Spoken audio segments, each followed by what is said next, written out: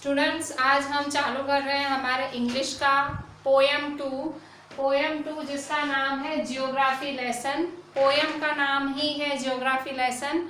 और मैं ये वाला पोएम जिसका नाम है जियोग्राफी लेसन, ये पोएम मैं इसीलिए ले रही हूँ क्योंकि अभी अभी हमने रिसेंटली एसएस में जियोग्राफी के 2 चैप्टर्स पूरे किए। सो अभी इसके बाद हम इंग्लिश में जियोग्राफी लेसन पढ़ेंगे तो हमें समझ आएगा कि ये पोएम क्या बोलना चाह रही है। ठीक है। So geography lesson is the name of the poem.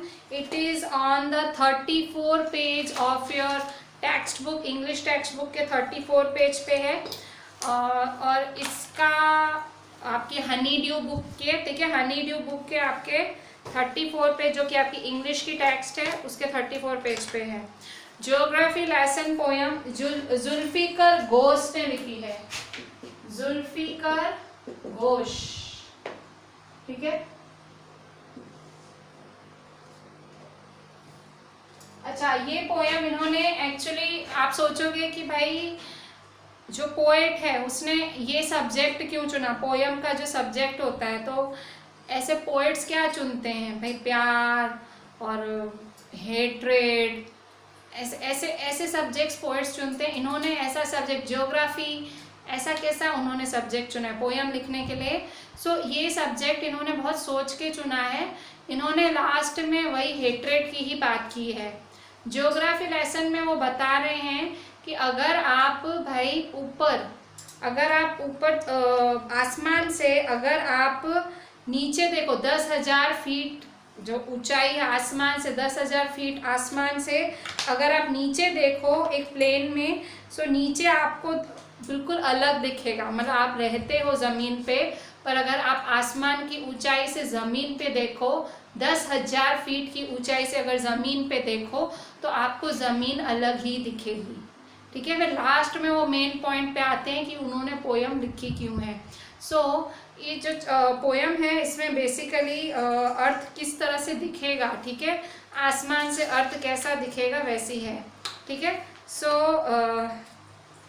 Poem है When the jet sprang into the sky, मतलब jet sprang into the sky का मतलब जब जेट का मतलब हवाई जहाज जब आकाश में ऊपर उठा तो स्प्रैंग का मतलब क्या हुआ, ऊपर उठना, ठीक है, टेक ऑफ, ठीक है। सो हवाई जहाज आकाश में ऊपर उठा तो it was clear by the city, ये स्पष्ट हो गया, ये क्लियर हो गया कि सिटी या नीचे शहर, city had developed the way it had,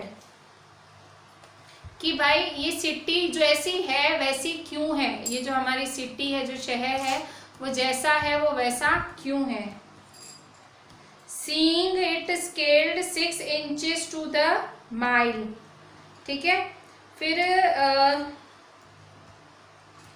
मतलब 6 inch, 1 mile, 1 mile is equal to 10 inches होता है। मतलब ये बता रहा है कि भाई 1 mile is equal to 10 inches. There seemed an inevitability मतलब necessity, importance. So importance लगा कि about what on ground had looked haphazard, unplanned and without style when the jet sprang into the sky. So उसने क्या बोला कि आकाश से देखते हुए जो शहर था वो छोटा सा दिख रहा था। So एकदम मतलब वो वैसा ही दिख रहा था शहर, जैसे हैफेसेड मतलब अस्त व्यस्त, और मतलब हैफेसेड अनप्लैंड मतलब बिल्कुल प्लान्ड, मतलब शहर कैसा होता है, भीड़ भाड़ वाला, स्टाइल नहीं, वैसा ही दिख रहा था। आकाश से भी वो वैसा ही दिख रहा था। तो वो क्या बोल रहा है कि भाई हम जब मेरा जेट हवाई जहाज आकाश में उड़ रहा था, सो ये पता लग गया कि भाई सिटी जैसी है वैसी क्यों है। और 1 माइल पे मेरा हवाई जहाज 6 इंच, मतलब 1 mile is equal to 6 inch. और seeing there seemed an inevitability मतलब ये दिखाई पड़ता था या ये इम्पोर्टेंस पता लगता था कि ग्राउंड पे सब अस्त व्यस्त अनप्लान्ड और बिना स्टाइल के है जब मेरा हवाई जहाज ऊपर उड़ा। ठीक है। मतलब जो नीचे मेरे को शहर दिखता था अस्त व्यस्त बिखरा हुआ, वो मुझे आसमान से भी वैसा ही शहर दिख रहा था। ठीक है, इसके बाद when the jet reached 10,000 feet it was clear. When the jet reached 10,000 feet, it was clear why the country had cities where the rivers ran and why the valleys were populated. The logic of geography that land and water attracted man was clearly delineated when the jet reached 10,000 feet. ठीक है, पहले jet आसमान में उड़ा तो कैसे उड़ रहा था, 1 इंच मतलब 1 mile is equal to 6 inches. ठीक है, ऐसे माइल कवर कर रहा था, मतलब 6 इंचेस ऐसे कवर किए जा रहा था। अब कह रहा है when the jet reach 10,000 feet, ऐसे उड़ के माइल उड़ के वो कहाँ पहुंच गया है, 10,000 फीट पे पहुंच गया, इतनी ऊंचाई पे पहुंच गया है। It was clear why the country had cities where the rivers ran. अब मुझे पता चला कि क्यों देशों में सिटीज वहीं बनाई जाती हैं जहाँ नदियाँ होती हैं। And why the valleys are populated, और लोग वैलीज के आजू बाजू, वैलीज मतलब घाटियाँ, मतलब जहाँ पानी बहुत मिलता है, सो लोग क्यों वैलीज के आजू बाजू अपना शहर बनाते हैं, क्यों लोग वैलीज के आजू बाजू शहर क्यों सारे लोग वहीं रहते हैं। द लॉजिक ऑफ ज्योग्राफी, अब वो कह रहा है कि ज्योग्राफी का ये लॉजिक है, जो हम ज्योग्राफी पढ़ते हैं ये उस बात का लॉजिक है। The land and water attracted man, जहाँ ज़मीन होगी, जहाँ पानी होगा, वहाँ बस्ती होगी, वहाँ पॉपुलेशन होगी। वॉज क्लियरली डिलिनिएटेड मतलब डिफाइंड, पता लग गया कि भाई आदमी को पानी और लैंड ये दोनों अट्रैक्ट करते हैं। अभी आप कंजर्वेशन ऑफ लैंड पढ़ के आए, उसमें आपने पढ़ा था कि जहाँ भाई लैंड अच्छा होता है, पानी ज़्यादा होता है, वहाँ ज़्यादा से ज़्यादा लोग रहते हैं। सो ये राइटर भी यही बोल रहे हैं कि वैलीज वगैरह होती हैं, वहाँ लोग ज़्यादा होते हैं। When that jet reached 10,000 feet, कि जब मेरा जेट 10,000 फीट पे पहुँचा तो मुझे पता लगा कि क्यों कंट्री अपनी सिटी रिवर के आजू बाजू बनाती हैं। मुझे पता लगा कि आदमियों को लैंड और वाटर अट्रैक्ट करता है, बस्ती को लैंड और वाटर अट्रैक्ट करता है, जहाँ ज़मीन अच्छी होती है, पानी की व्यवस्था अच्छी होती है, लोग वहीं रहने जाते हैं। मतलब राइटर ने क्या देखा, पोएट ने क्या देखा कि वैलीज, घाटियों के आजू बाजू बहुत सारे लोग घर बने हुए हैं। अभी ये आपने जो हमने ज्योग्राफी में चैप्टर 2 किया, उसमें ट्रू फॉल्स में भी ये लाइन आई थी कि गंगा ब्रह्मपुत्र प्लेन के आगे ओवर पॉपुलेटेड क्यों है, तो यही रीज़न है, क्योंकि वो भी घाटी है, वैली है, उसके आजू बाजू प्लेन्स हैं, तो मतलब उसके आजू बाजू पानी वगैरह रहता है, तो लोग ज़्यादा रहना, पानी मतलब दूर से ना लाना पड़े या पानी की व्यवस्था बनी रहे। ठीक है, फिर नेक्स्ट है When the jet rose 6 miles high। ठीक है, अब क्या बोल रहा है, When the jet rose 6 miles high it was clear the earth was round। अब मेरा जेट 6 माइल ऊपर उठा। सो जब मेरा जेट 6 माइल की ऊंचाई पे पहुंचा, सो मुझे पता लगा कि अर्थ तो गोल है। इतनी ऊंचाई से, 6 माइल की ऊंचाई से पता लगा कि अर्थ गोल है। And that it had more sea than land, मुझे ऊपर से देखने से पता लगा कि अर्थ में तो नदियाँ बहुत हैं, सीज बहुत हैं, लैंड कम है। It has more seas than the land, but it was difficult to understand that the man on the earth found causes to hate each other.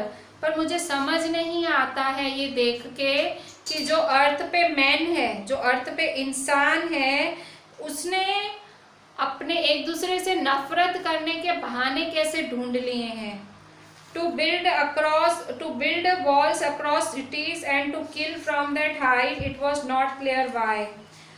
इंसान ने दीवारें क्यों बना ली हैं, इंसान एक दूसरे को मारना क्यों चाह रहा है, और अपने देशों के आजू बाजू दीवारें क्यों बनाई है। मुझे वो दीवारें भी दिखी, जो देशों के बीच में दीवारें थी, मुझे वो भी दिखी। मुझे पता लगा कि इंसान क्यों, मुझे समझ नहीं आ रहा है कि इतनी ब्यूटीफुल अर्थ है, मेरी जो अर्थ है ऊपर से इतनी ज़्यादा ब्यूटीफुल दिख रही है, नदियाँ और लैंड सब अस्त व्यस्त, सिटी, इतना सब कुछ ब्यूटीफुल दिख रहा है, पर मुझे ये कारण नहीं समझ आ रहा है, हेटरेट का, नफरत का कारण नहीं समझ आ रहा है। वो उसने नफरत कहाँ देखी, वो दीवारों के रूप में देखी। ठीक है, उसने देखा कि देशों के बीच में ऊंची ऊंची दीवारें हैं। वो सोच रहा है कि देशों ने क्यों ये ऊंची दीवारें बनाई हैं। सो उसने सोचा भाई एक दूसरे को मारना, कि क्यों ये लोग हेट कर रहे हैं, क्यों एक दूसरे को मार रहे हैं। कि मुझे और सब तो समझ आ गया कि भाई लोग क्यों नदियों के बाजू में बसते हैं, लोग क्यों वैलीज में रहना पसंद करते हैं, मुझे समझ आ गया, क्योंकि ज्योग्राफी के हिसाब से ऐसा है। पर मुझे ये नहीं समझ आ रहा है कि ये लोग क्यों एक दूसरे के दुश्मन हैं, क्यों एक दूसरे को मारना चाह रहे हैं। मैं ये चीज़ उस हाइट से, वहाँ इतनी ऊंचाई से भी मैं ये जो नफरत वाली चीज़ है मैं नहीं समझ पा रहा हूँ, पता नहीं क्यों। मतलब इसमें मैंने आपको कहा था ना, कोई भी पोएट होता है एक लॉजिक उसका प्यार मोहब्बत नफरत पे ही होता है। तो यहाँ उसने नफरत की बात की है। पहले उसने एक वो बताया है कि भाई मैं उड़ा, मैं ऊंचा उड़ा, फिर उड़ा, मैं उड़ता गया। उसने बात की भाई मेरी सिटी तो वैसे ही भीड़ भाड़ वाली दिख रही थी। फिर कहा, उसने कहा मैं और ऊंचा उड़ा। सो जब मैं और ऊंचा उड़ा तो मैंने देखा अर्थ तो गोल है, मैंने देखा कि अर्थ पे तो पानी ही पानी है ज़्यादा, हमने पढ़ा था, ठीक है, अभी अभी पढ़ के हैं कि अर्थ पे पानी ज़्यादा है, लैंड कम है। फिर मैंने देखा अर्थ तो कितनी ब्यूटीफुल है। फिर उसने क्या देखा, पर मैंने तो दीवारें भी देखी, वॉल्स दिखी जो कि सिटीज़ के आजू बाजू बनाई गई हैं। मुझे ये नहीं समझ आ रहा है कि वॉल्स क्यों बनाई गई हैं, उसका कारण क्या है, लोग क्यों एक दूसरे को किल करना चाह रहे हैं। मैं इतनी ऊंचाई से भी ये बात नहीं समझ पाया। मैं सब समझ गया पर मैं ये बात नहीं समझ पाया कि लोग एक दूसरे को हेट क्यों करते हैं, वो एक दूसरे को किल क्यों करना चाह रहे हैं एक दूसरे देश। मैं वो दीवारों का कारण नहीं समझ पाया, वॉल्स क्यों बनाई गई हैं देशों के बीच में। ये हमारे जो पोएट थे जुल्फिकर सैयद थे, ठीक है, इन्होंने मतलब बोला है कि भाई क्यों भाई दीवारें क्यों बनाई गई हैं मुझे नहीं समझ आ रहा है, ठीक है। यहाँ पे थोड़े से एक आध ऑकवर्ड शब्द हैं, जैसे देखो फर्स्ट पैराग्राफ है जेट स्प्रैंग, स्प्रैंग का मतलब टेक ऑफ करना, स्प्रैंग का मतलब टेक ऑफ। फिर बाकी तो इजी है। इनएविटेबिलिटी, इनएविटेबिलिटी मतलब अनअवॉइडेबल, आप उस चीज़ को नकार नहीं सकते हो।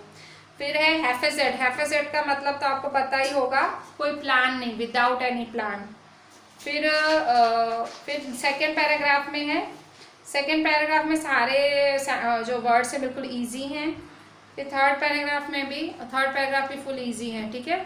ऐसा कुछ ऐसा है नहीं, मतलब शायद मैं नहीं समझाती तो भी आपको ये अच्छे से समझ आ जाता, ठीक है। अभी हम इसके पहले क्वेश्चन आंसर्स कर लेते हैं इसके जो पोएम के हैं।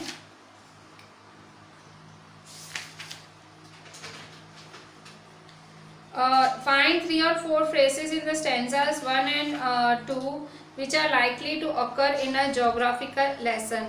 कह रहा है कि अगर जो सच में कोई ज्योग्राफी होता, ज्योग्राफी में फर्स्ट और सेकंड पैराग्राफ में से ढूंढ के बताओ ये कौन सा स्टेटमेंट ज्योग्राफी जैसा है।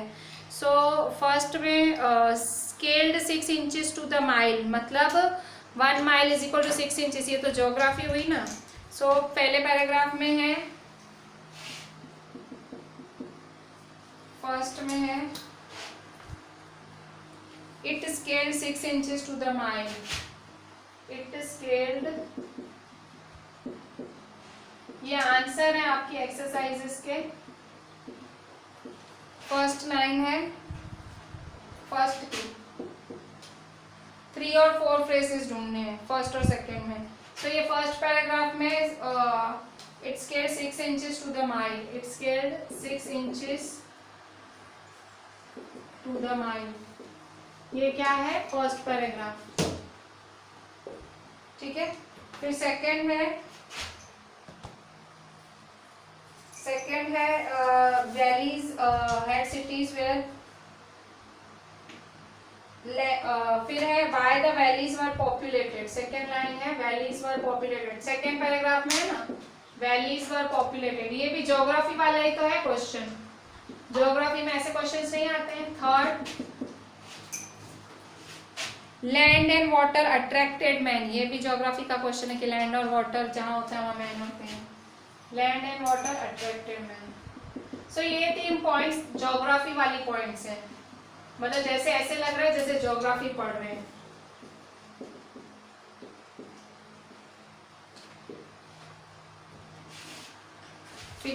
फिर देखो second question, seen from the window of an aeroplane the city appears. ठीक है, एरोप्लेन की विंडो से देखा तो क्या दिखा उसको, पोएट को क्या दिखा, seen from the window the city appears as haphazard as on ground, मतलब उसने विंडो से देखा तो सिटी कैसी दिखी, सो विंडो से उसको सिटी दिखी हैफेजेड की नीट की डेवलप्ड, सो उसको कैसी दिखी,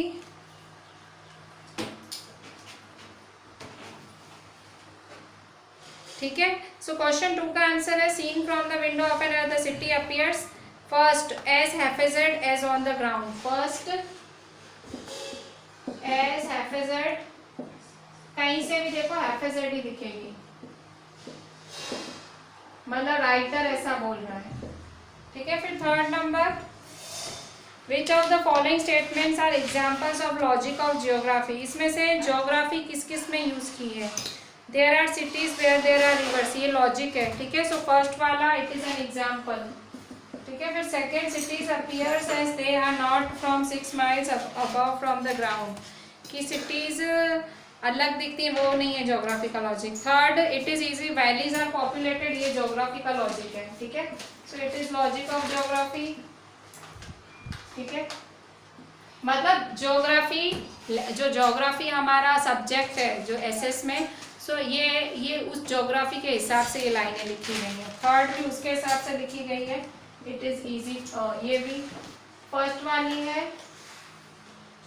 वाली है, there are cities where there are rivers, there are cities where there are rivers. फिर third, it is easy to understand why valleys are populated, it is easy to understand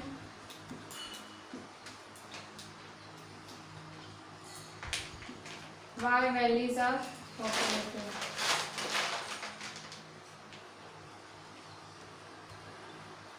फिर fourth, it is difficult to understand why humans hate, ये geography नहीं है। Fifth, the earth is round, fifth वाली, the earth is round,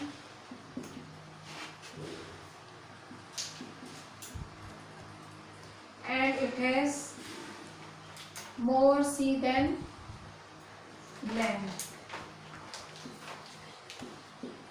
ठीक है। अच्छा, इसके बाद है फोर्थ वाला, mention 2 things that are clear from the height not clear from the height, ऊपर से क्या क्लियर नहीं दिखता है, वैलीज, और क्या क्लियर नहीं दिखता है। सो क्वेश्चन 4, क्लियर क्या दिखता है, क्या क्लियर दिखता है, वैलीज आर पॉपुलेटेड, वो दिखता है।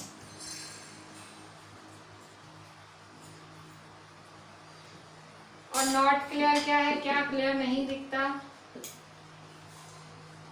क्या क्लियर नहीं दिखता, कि why humans hate and kill each other, why humans hate and kill each other, ठीक है। सो ऊपर से ये क्लियर नहीं दिखता, ठीक है। अच्छा, सो ये हुआ आपका ज्योग्राफी लेसन का पूरा एनसीईआरटी। अब थोड़े से रिलेटेड क्वेश्चंस कर लेते हैं, इसके और भी रिलेटेड क्वेश्चंस हैं। सो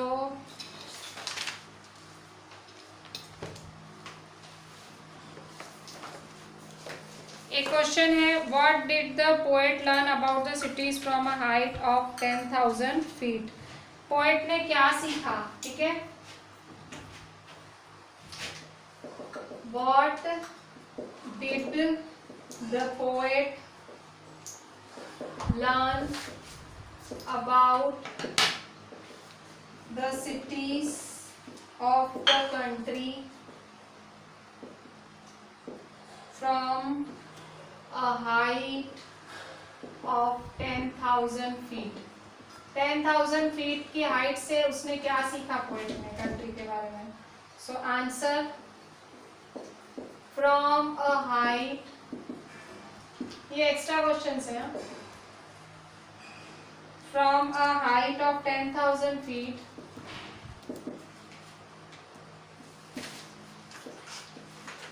the poet learned the fact, the poet learned the fact that land and water attracted men.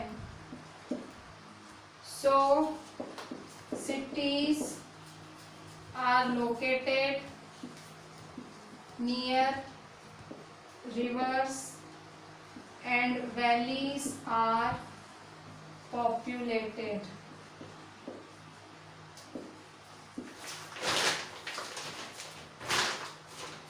ठीक है.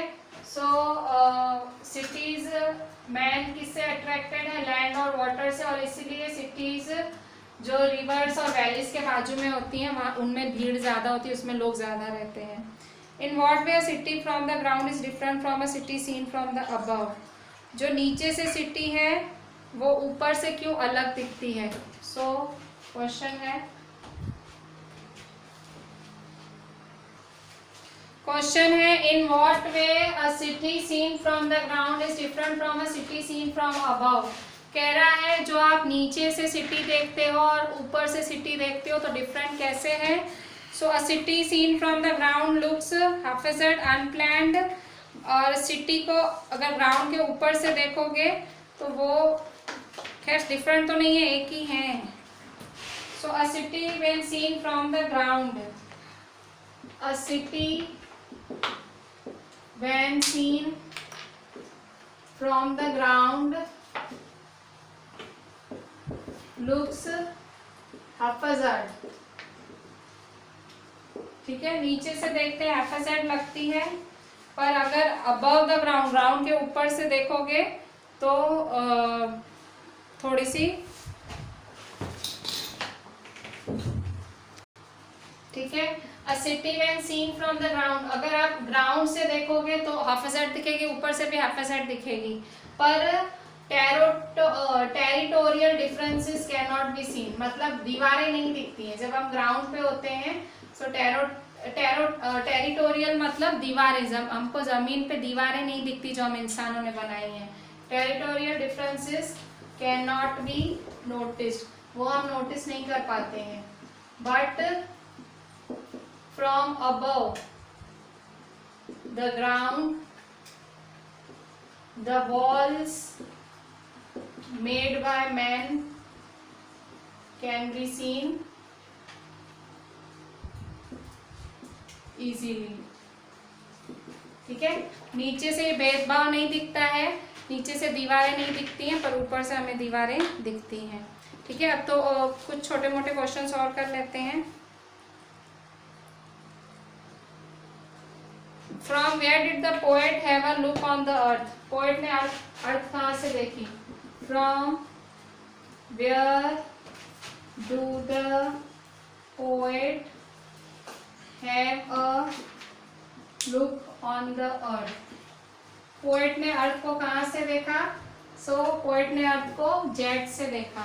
ठीक है, पोएट ने अर्थ को जेट से देखा. From a jet in the sky. Sky में एक जेट में बैठे देखा. Next question, What seemed inevitable to the poet? Poet को अनअवॉइडेबल क्या लगा? What seemed inevitable to the poet? Poet को इनएविटेबल क्या लगा? बिन जरूरी क्या लगा? The unplanned development of the cities. The unplanned development of the cities seemed inevitable to the poet. ठीक है, फिर next, which areas of the earth are generally populated? So which areas of the earth are generally populated? अर्थ की कौन सी areas populated होती हैं? सो अर्थ की areas of the earth where land and water are easily available. The areas of earth where land and water are easily available are well populated. यहाँ पे land और water available है वो वेल पॉपुलेटेड होते हैं. ठीक है. So next question, what is the logic of geography. Geography का लॉजिक क्या बोलता है. So what is the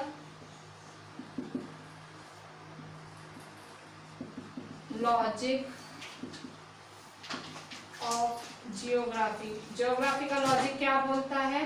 so answer, so logic of geography is that land and water attracted man. The land and water attracted man. ठीक है. फिर next, जितने questions निकल सकते हैं मैं आपको बता रही हूँ सारे.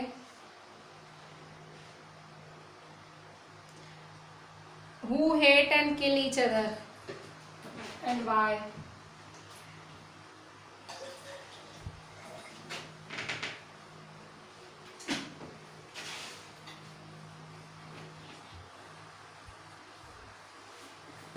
नेक्स्ट क्वेश्चन है, Who hate and kill each other and why? एक दूसरे को कौन मारता है और क्यों. So answer, men hate and kill each other. क्यों मारता है. Because of their differences. ठीक है. आपस में भेदभाव की वजह से इंसान एक दूसरे को मारता है. ठीक है. So this was the chapter. और इससे ज़्यादा मेरे ख्याल से क्वेश्चन है नहीं. एक और question, at what height is the jet from the ground. At what height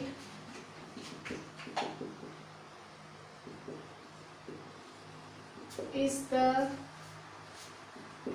jet from the ground. ठीक है. जेट कितनी हाइट पे है ग्राउंड से. सो जेट है, जेट कितनी हाइट पे है ग्राउंड से. 6 माइल्स फ्रॉम द ग्राउंड. कितनी हाइट पे है. 6 माइल्स. ठीक है. 6 माइल्स फ्रॉम द ग्राउंड. ठीक है. सो मोस्टली इस चैप्टर में से जितने क्वेश्चंस हो सकते थे हमने देख लिए. So we completed geography lesson poem today. ठीक है. हमने पोएम पूरी की. Next lecture we will be starting some new chapter in English only. चलें. Thank you. Please write each and everything properly and send it to me on WhatsApp. Thank you.